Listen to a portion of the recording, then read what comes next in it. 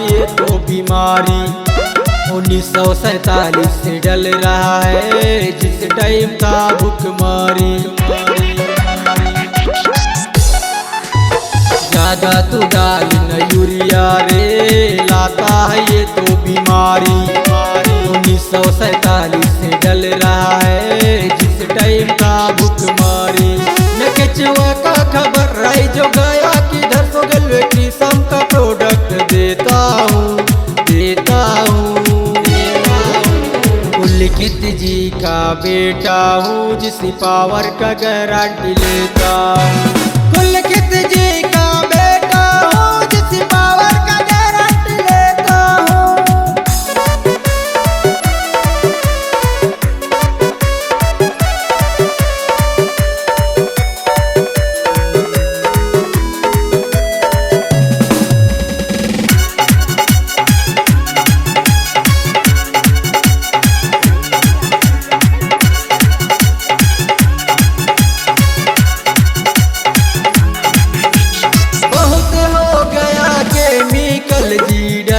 Plus अपना नारे DAP Mopi का पोटास का गया जमाना रे, पोटास का गया जमाना रे।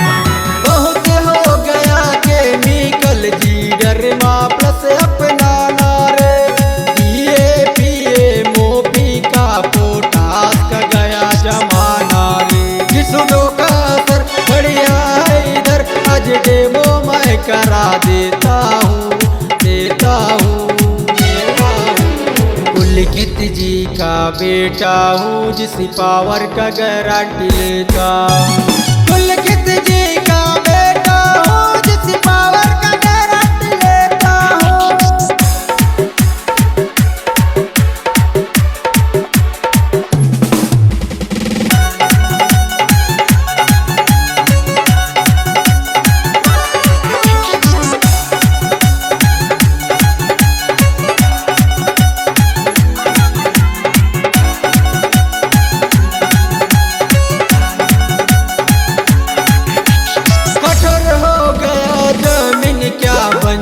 तू इसे बनाएगा जिसे पावर पोषक तत्व को वापस फिर से लाएगा, वापस फिर से लाएगा। कठोर हो गया जमीन क्या बंजर, तू इसे बनाएगा जिसे पावर पोषक तत्व को वापस फिर से लाएगा। तू बात मेरा मत संतोष मेरा नाम, जिला जांजगीर चांपा का रहने वाला हूँ, वाला हूँ। लिखित जी का बेटा हूँ जिस पावर का गारंटी लेता हूँ। लिखित